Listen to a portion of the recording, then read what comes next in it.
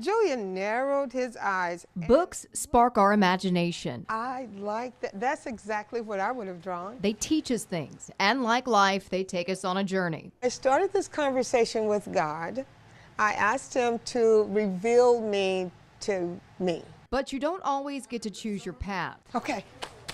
You see, this time last year, Janet Wigfall was not in the classroom, but in the middle of breast cancer treatment. I lifted a stack of books or boxes, and I bumped my chest, and I thought, oh. At first, she brushed it off, but when it happened again a few weeks later, I thought, okay, I guess that muscle, I really strained that muscle, so maybe I better get this checked out, just in case, rule it out. Yeah. There had never been breast cancer in my family, never diagnosed mine.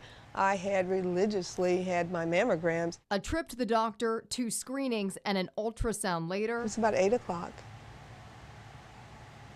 Early May, we were all set up to do the MAP testing with our kids, and the phone rang. Her doctor delivered her diagnosis, triple-negative breast cancer. I remember asking, could it shorten my life?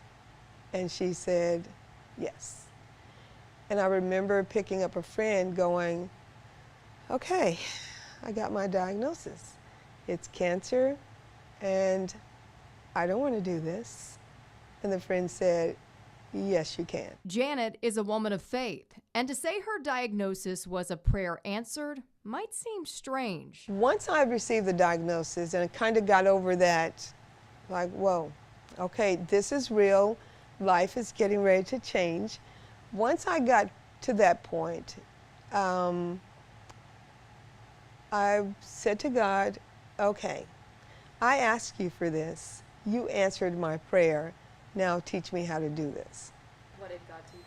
God said, you need to let people know. So she did, and with her world spinning, that's when the love began to pour in. My phone was ringing constantly with people asking how they could help. From meals to people sitting with her through treatments, Janet felt God was planting seeds in her life to help guide her through. There was never a time that I felt alone or not lifted up in prayer.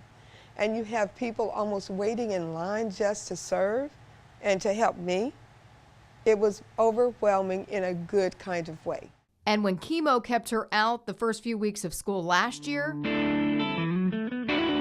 her school family made sure that she felt the love her first day back to work. When I got out of the car, oh my goodness, and in the parking lot, and I started seeing all of these pink shirts. That's where I kind of lost it. And when I walked in, there was just a sea of pink shirts. That support just made me cry. Well, why do you think I do this? So this year, while it may seem simple to some, now that's really good. Did anyone else draw the stairs? Sitting with her kids in class the first few weeks of school is symbolic of her journey. Tiger strong.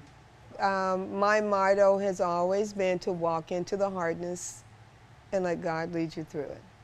Walk into it and just walk through it. Janet says that she is in remission and just hopes her story can help those either just learning their diagnosis or currently going through treatment. With this month's Peek Up Report, I'm Amanda Hanson.